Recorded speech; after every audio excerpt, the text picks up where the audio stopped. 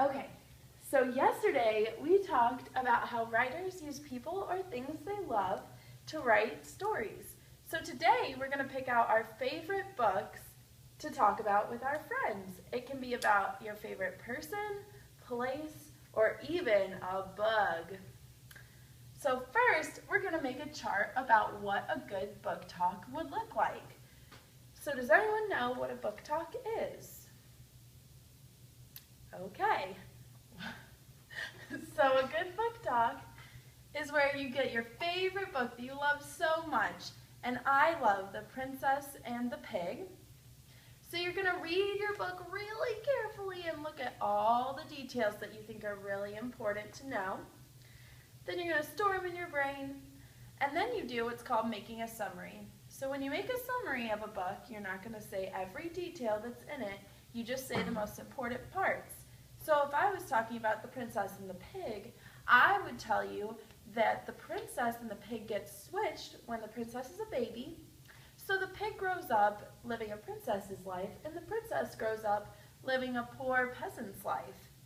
And they try to switch places, but the queen and king don't know that the princess is really who she says she is. So then they live happily ever after. The pig lives in the castle and marries a prince, and the little girl marries a farmer. So that's just the most important part of the book. It didn't take as long as it does to read it, did it? No. Okay, so now that we know what it's like to make a summary of our favorite book, how should we be talking about a book? What should we look like during book talk? Yes. Mouths closed and our listening ears on. Okay, I like that.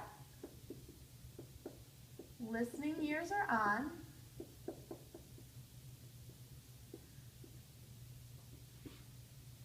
And quiet mouths.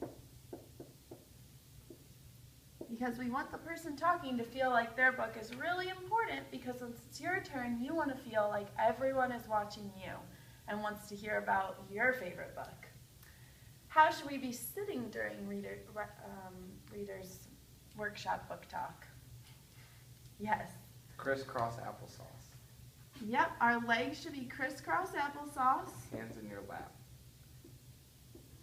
Good.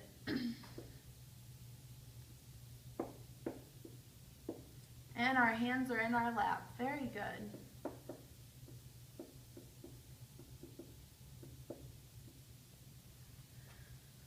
Okay, so what should we do if we really like someone's idea or something that their book talks about?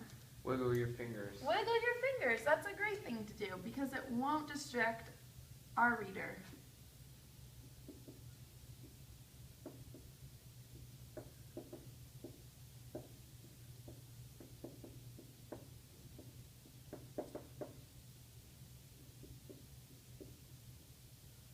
Okay. I can't think of anything else that would make our book talk really special. Do you? Can you? Okay, so now that we know what a good book talk is going to look like, let's go ahead and get down to it. You've already picked out your favorite books and put them in your book box, so pick your most favorite one that you want to share with your friends. And let's go ahead and get into groups. So, if your name starts with A, you can go get your book.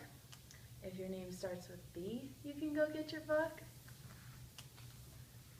Okay, now that we've all got our books and we've all had group time, we're going to come back to the sharing area and have someone share what a good summary is going to look like. Brandon, can you share a good summary of your book? I read Click Clack Moo, Cows the Type. And cows got a typewriter and typed to the farmer that they wanted electric blankets, and they said that they wouldn't give him any milk if he didn't. And then the hens got in on it and they wanted electric blankets, but the farmer got a typewriter, and the farmer said that they had to give the typewriter back, and they said not without the electric blankets. So he gave them electric blankets, and then the duck got the typewriter, and then the duck wanted a diving board. because the pond was so boring, and he got a diving board. Very cool. So I thought of something else that we could add to our list. What do you think we should do after book talk's over to let our reader know that we really enjoyed his summary? We can clap. Yeah, you could clap.